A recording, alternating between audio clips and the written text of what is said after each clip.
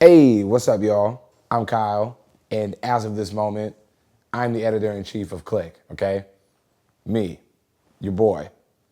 Yes. Really doubt it. Zoning in California, on a mountain higher. I'm with my main thing. She keep me grounded. Don't test her. She with the extras. Read all about it. You bout it. I really doubt it. I really doubt it. Cause I look like a couple lambs. My paycheck only had a couple cents. Back then I only had a couple friends. Guess what? I still got a couple friends. Oh shit. Oh, take, pray them niggas go away. Oh, we sell the clowns around, it look like circus show. Like. My favorite anime ever is Yu Yu Hakusho.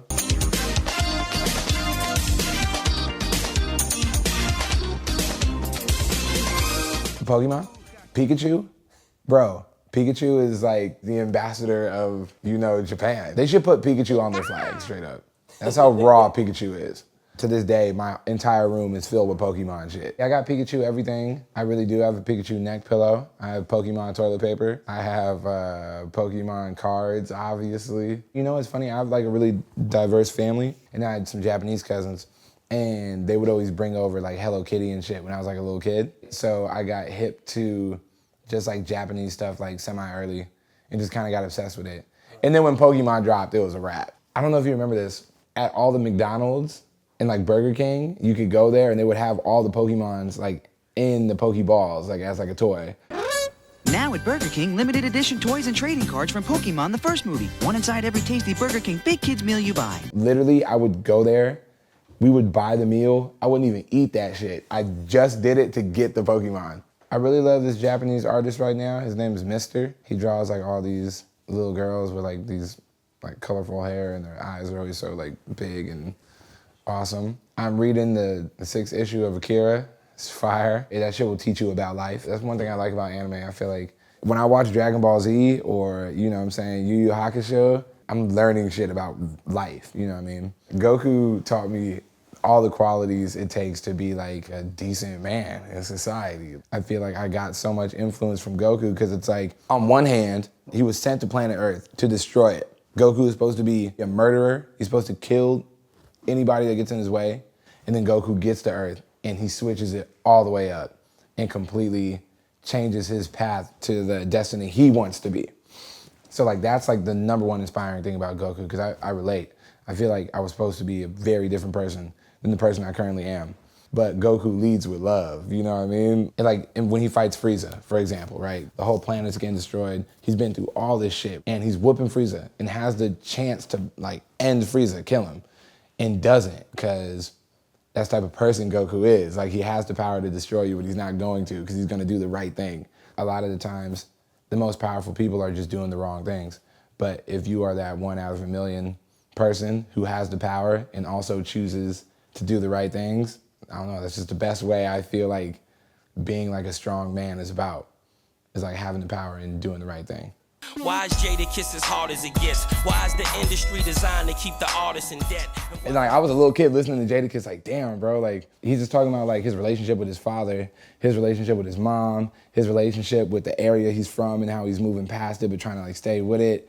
You know what I mean? Just talking about so much in-depth shit. Young L's the one they know so well. Real recognize real, your name ring no bells. Yo, Wiz. You know, they told me the night before that Jadakiss was gonna be in the scene. The director, Ian Edelman's like, yeah, the train conductor is gonna be Jadakiss. And I literally just fall out of my chair. And I'm like, bro, I need at least 72 hours to mentally prepare for this. You feel me? I can't just go into this. And then I see him like pull up and I'm like, oh my God, that's Jadakiss. And then I like try to run away because I'm hella scared. And then the director comes and finds me and brings me to Jadakiss and was like, yo, this is your biggest fan. I'm like shaking Jadakiss's hand like this. I'm just like, bro, you are the greatest. Damn, I couldn't even like look at him. That's how big of like an idol Jadakiss is to me.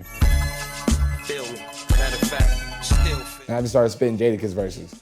And then like 3 verses in, I'm like, I'm sorry, this is weird. And he's like, nah, keep going, keep going. Past few years, the shit got so ill, it was kind of hard for the guard to laugh through tears.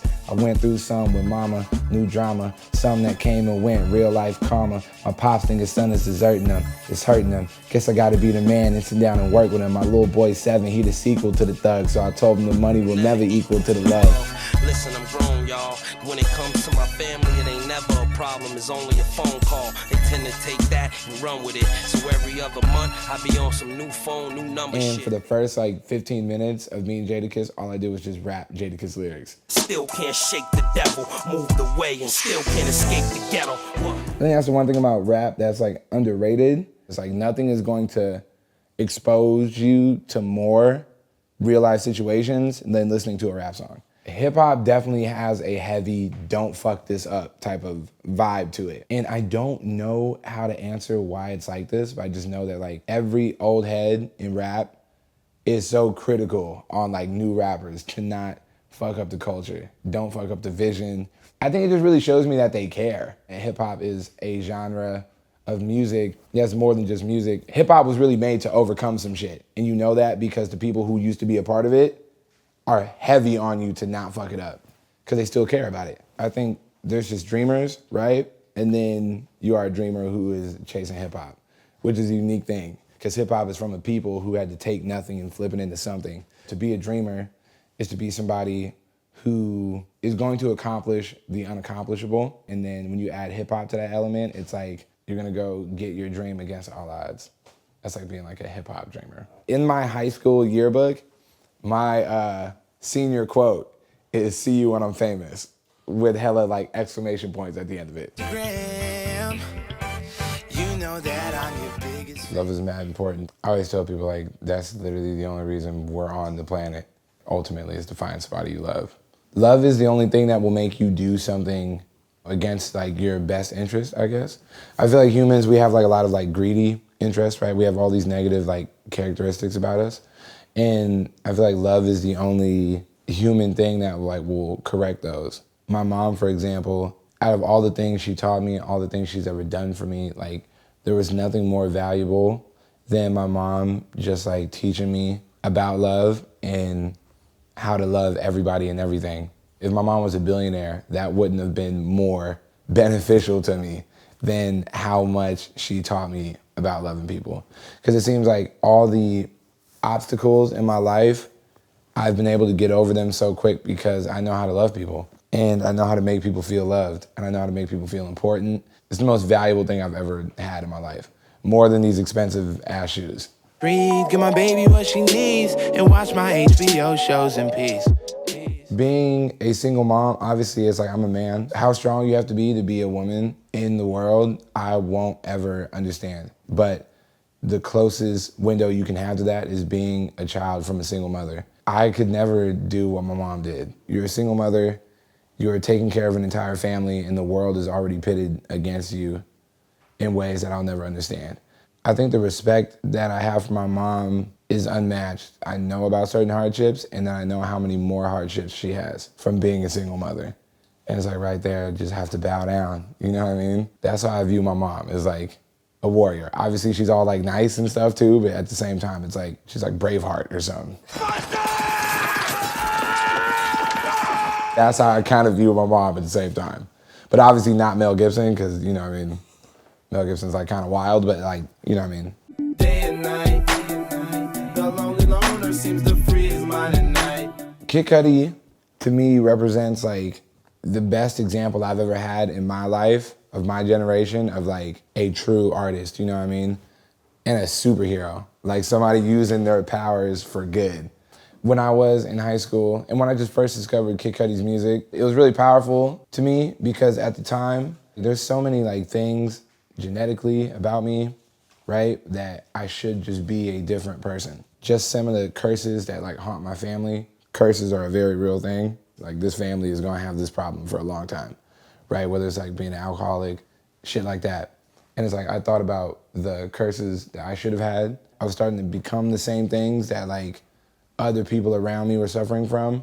But like Superman, Kid Cudi's music swooped in at the right time and made me feel not alone. Tell me what you know about the night terrors every night. 5 a.m. cold sweats waking up to the sky. And because it made me feel like I wasn't alone, it made me feel more confident, it made me feel stronger, and it made me feel more okay with my current situation. You know what I'm saying? Kid Cudi was the first rapper that made me feel that it was okay to not be okay. The pain is deep. A silent sleeper, you won't hear a peep beep. The girl he wants don't seem to want him to. He's the first rapper that made me feel like it was okay to have feelings, you know what I'm saying? And it's okay for those feelings to be fucked up sometimes. And it's okay to go through a problem. And especially with like in rap, the era of rap I grew up in is so much like everything is the best, right? Like you have the most girls, you have the most cars, you got the most everything. And it's like, dog, me and there's a lot of other kids that don't feel like that. I'm poor, first of all. Second of all, I don't have all the girls in the world. Like, you know what I mean? I'm kind of nerdy. All I have is a personality. Can one of y'all step up with a personality and tell me it's okay to just like be a regular human? Because it's like a lot of that shit was like larger than life, and sometimes you don't feel larger than life. Kid Cudi was the first person to take everything, my goods, my bads, mix them all together and like make it something special. And when I was so like charged up by Kid Cudi's music, I'm like, damn, this is wild. This is like real power. His art is so pure that the shit is like changing my life right now. And then I noticed how powerful that was like in high school, and I was like, damn, I need to do something with my music that can affect people and help people the same way his shit helped me. That became my biggest like motivating factor right there. He is the chosen one. He's the chosen one. I don't call him the chosen one. The universe calls him the chosen one. Like, he's the chosen one. I'ma send them all to home with a neck throbbing. I done made so much. I guess I would say like, I'm just myself, but I know if you were to like put the characteristics of that and like put it in a box, people would call the shit nerdy. I think nerds were just people that didn't follow the guidelines of what you should be doing, what's like cool. I was in drama club. By the time I was a senior, I had drama 5 periods. You only have 6 periods in a day. I had 5 periods of drama. Stagecraft, then just drama, drama, drama, drama. When I was in high school, my very first musical ever was called The Boyfriend. That was like my favorite musical I ever did because The Boyfriend was my very first acting thing I was ever a part of. You know, it was my first time learning about entertaining as a whole. Which I think is something that like shaped the rest of my music career. Is like, you can be a fire dancer, you can be a fire rapper, you can be a fire singer, but if you don't rap all that together, we're not like performing at the highest level. I went and saw Kanye in 2013 at the Yeezus tour. Prior to just my musicals and shit that I would go see, I've never seen a rap concert actually take that and bring it to like the biggest stage. And when I saw the Yeezus tour and he had the mountain that opened up and all like the dancers and the little demon that was following him, and then like the stage would rise up and he's singing about the coldest winter and it started snowing.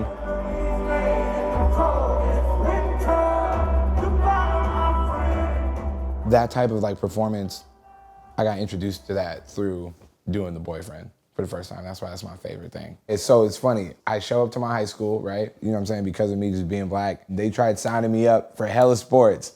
And I was like, dog, I'm terrible. Like, please do not sign me up for basketball. They're like, are you sure? And I'm like, well, what about football? I was like, no, not football. I'm trash at that too. They're like, really? Shit, I'm like, dog, I'm gonna ruin this for both of us. Like, You say you'll try. I've heard that line.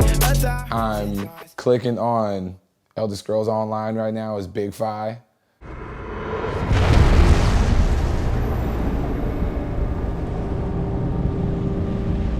Man, at one point I would like leave school. I would not ditch, but I would just be like, oh, I'm sick or something, to go home and play video games. It got that bad. Cause like for me, it was like a way of escaping. If your reality was really shitty, you could just hop on this game and just like go to a different world. Like when I was playing Zelda, I felt like I was there. Video games have such a negative connotation, and I don't know why. It makes you more creative, for sure. It makes you more imaginative. It makes you a little more optimistic. I was like, yeah, currently like my lights are off. We didn't pay the electricity bill this month, so that's whack. But if I go down the street to my homie's house and are like playing Zelda for a second, none of that type of shit matters. It takes you somewhere else. And I think we're gonna see video games like really get their shine coming up soon, because like with like VR and all that stuff, which is really the future, you know what I mean? Like we're just gonna be putting on goggles and just like going places. And I feel like that will finally like click to people. Like that's what we were doing as little kids, like in our mind, was like playing these video games and just like believing in it so much that we were putting ourselves there.